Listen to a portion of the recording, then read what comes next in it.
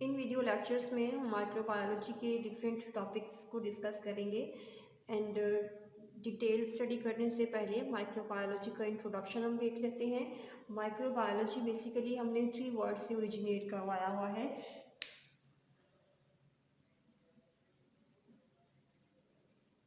Micro, bio and लोगी।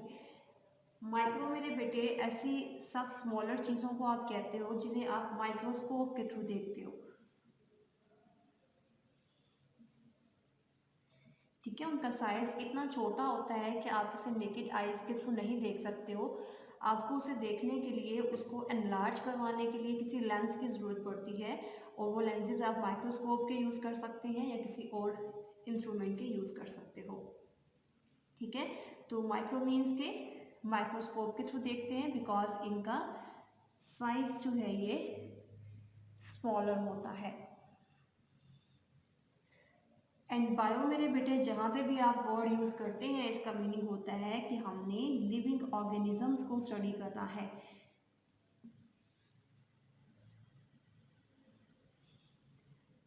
अब ये लिविंग ऑर्गेनिजम्स क्या होते हैं और हम कौन से ऐसे करैक्टर्स हैं जिससे हम लिविंग ऑर्गेनिज्म को नॉन लिविंग थिंग से डिफ्रेंशिएट करवाते हैं।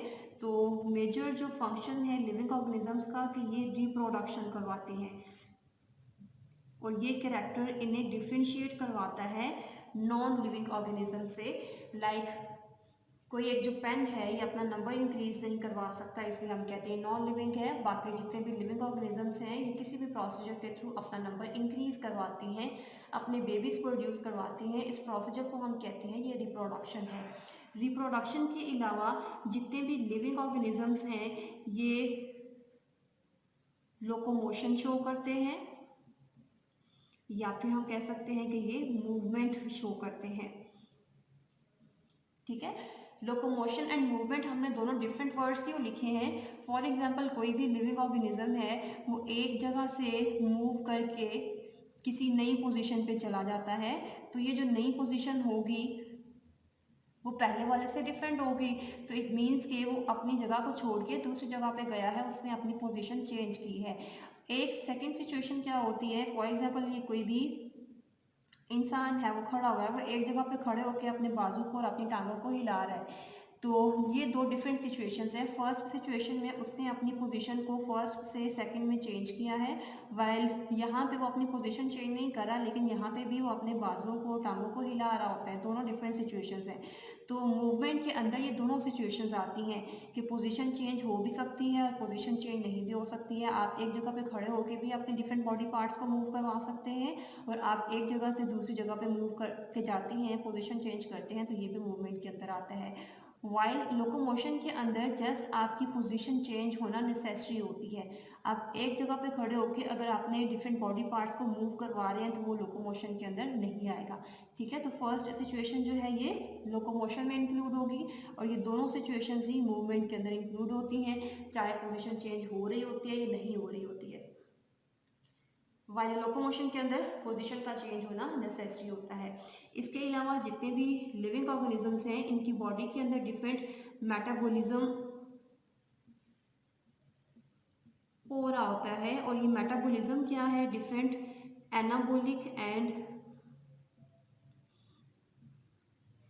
कैटाबॉलिक रिएक्शंस को हम कहते हैं। अगर हमारी बॉडी के अंदर दो स्मॉलर साइज के मॉलिक्यूल्स कंबाइन करके एक बड़े साइज का मॉलिक्यूल बना रहे हैं तो इसे हम कहते हैं ये एनाबॉलिक रिएक्शन है। अगर एक बड़े साइज का मॉलिक्यूल ब्रेक डाउन करके दो स्मॉलर मॉलिक्यूल्स में ब्रेक डाउन हो रहा है तो इसे हम कहते हैं ये कैटाबॉलिक है। एंड एनाबॉलिक प्लस कैटाबॉलिक इन दोनों रिएक्शंस को हम कहते हैं ये मेटाबॉलिज्म है। ठीक है, चाहे ब्रेक डाउन हो रही है चाहे सिंथेसिस हो रही है, दोनों ही मेटाबॉलिज्म के अंदर इंक्लूड होंगे। तो ये कुछ करैक्टर्स अभी हम लिख रहे थे लिविंग ऑर्गेनिजम्स के। इसके अलावा कोई भी जो लिविंग ऑर्गेनिज्म है अगर हम उसे कह रहे हैं तो ये लिविंग ऑर्गेनिज्म किसी भी स्टिमुलाई को रिस्पॉन्स देता है।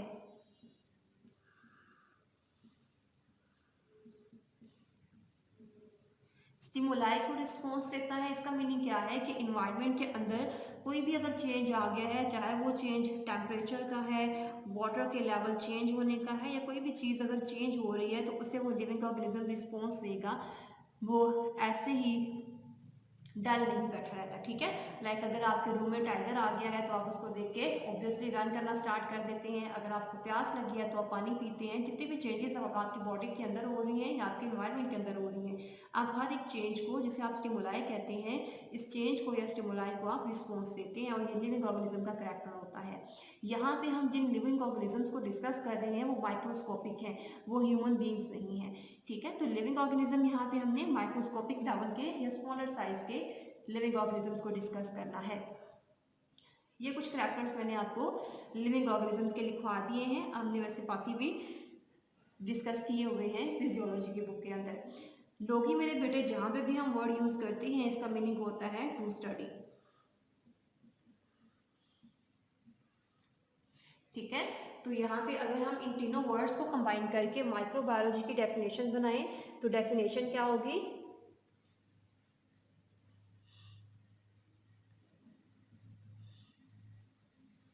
Study of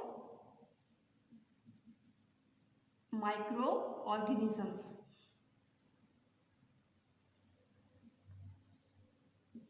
and micro organisms वो ऑर्गेनिजम्स हैं जिन्हें हम नेकेड आईज के थ्रू नहीं देख सकते हैं, हमें देखने के लिए किसी भी लेंस की ज़रूरत पड़ती है। एक और इम्पोर्टेंट करैक्टर जो लिविंग ऑर्गेनिज्म के साथ आप इन सब से लिखते हैं वो ये है कि लिविंग ऑर्गेनिजम्स सेल्स के बने होते हैं, और ये सेल्स का जो नंबर है किसी भी लिविंग ऑर्गेनिज्म की बॉडी के अंदर 1 भी हो सकता है और मैनी भी हो सकता है। अगर वो लिविंग ऑर्गेनिज्म 1 सेल के बने हुए हैं तो उन लिविंग ऑर्गेनिजम्स को आप बोलोगे ये यूनिसेलुलर है, और अगर वो मैनी सेल्स के बने हुए हैं तो इसे हम बोलेंगे ये मल्टी सेलुलर है, ठीक है। तो कोई भी जो लिविंग ऑर्गेनिज्म है वो सेल्स का बना होता है, और वो सेल अगर एक ही है उसकी बॉडी में तो उन लिविंग ऑर्गेनिजम्स को बोलोगे यूनिसेलुलर, और अगर बहुत ज़्यादा सेल्स मिलकर उनकी बॉडी को बना रही हैं तो उसे आप बोलेंगे ये मल्टी सेलुलर ऑर्गेनिजम्स हैं। ओके, सो माइक्रोबायोलॉजी बुक का जो फर्स्ट चैप्टर हमने स्टार्ट करना है वो बैक्टीरिया से रिलेटेड है, और इस लेक्चर में हम बैक्टीरिया का इंट्रोडक्शन देखेंगे। इन बाकी जो डिटेल होगी बैक्टीरिया से रिलेटेड टॉपिक्स की वो इंशाल्लाह हम आगे आने वाले लेक्चर्स के अंदर डिस्कस करेंगे। बैक्टीरिया बेटे किंगडम मोनरा से बिलोंग करते हैं।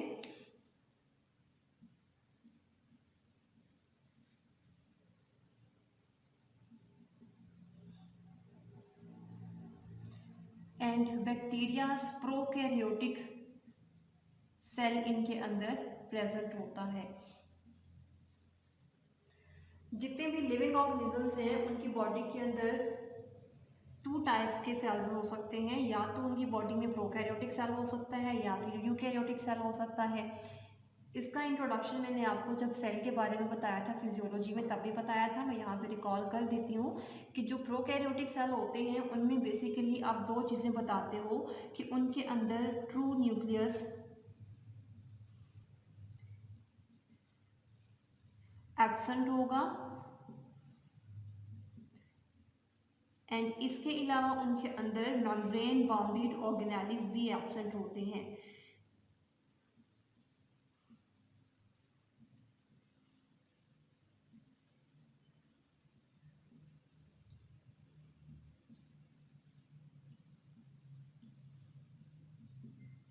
ठीक है, ट्रू न्यूक्लियस एब्सेंट है, इसका मीनिंग क्या है? फॉर एग्जांपल ये कोई भी अगर सेल है और आपको पता है कि न्यूक्लियस के अंदर क्रोमोसोम्स प्रेजेंट होते हैं, ये क्रोमोसोम्स डीएनए एंड प्रोटीन्स के बने होते हैं जिनके ऊपर जीन्स होती हैं जो हमारे करैक्टर्स को कंट्रोल करती हैं, और ये जो क्रोमोसोम्स डीएनए एंड प्रोटीन्स का बना होता है इसे एक मेम्ब्रेन रैप कर रही होती है इस तरह से। इस मेम्ब्रेन को हम कहते हैं ये न्यूक्लियर मेम्ब्रेन है, ये हमने फिजियोलॉजी की बुक के अंदर पढ़ा हुआ है। तो ये जो न्यूक्लियर मेम्ब्रेन इस क्रोमोसोम को रैप कर रही होती है, इसको आप कहते हो बेसिकली कि ये ट्रू न्यूक्लियस को बना रही होती है।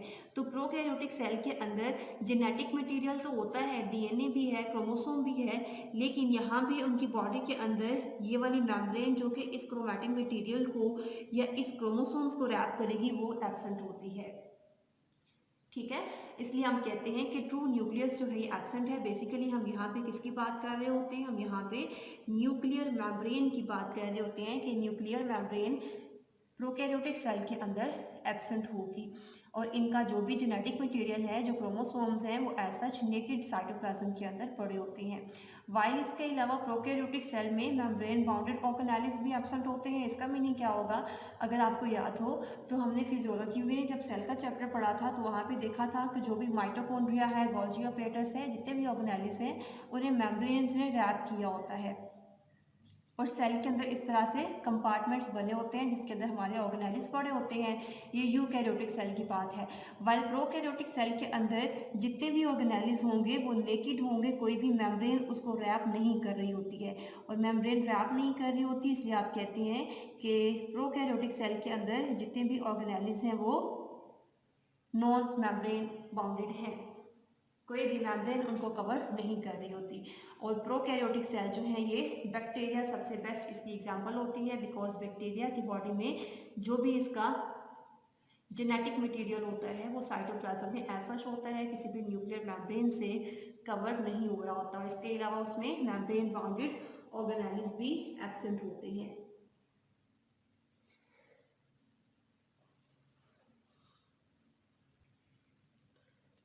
बैक्टीरियाज की अगर हम हैबिटेट की बात करें कि ये कहाँ पे प्रेजेंट होते हैं, हैबिटेट आपको पता है वो प्लेस है जहाँ पे लिविंग ऑर्गेनिजम्स रहते हैं। लाइक अगर हम अपनी बात करें तो हम ड्राई लैंड पे रहते हैं तो हमारा हैबिटेट जो है ये ड्राई लैंड है।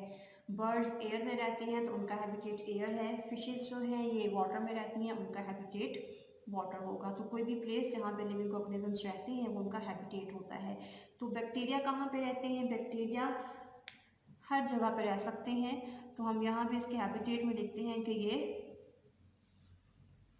एवरीवेयर है। अब इस एवरीवेयर के अंदर ड्राई लैंड भी आ सकती है, वाटर का हैबिटेट भी आ सकता है, एसिडिक मीडियम भी आ सकता है, बेसिक मीडियम भी आ सकता है।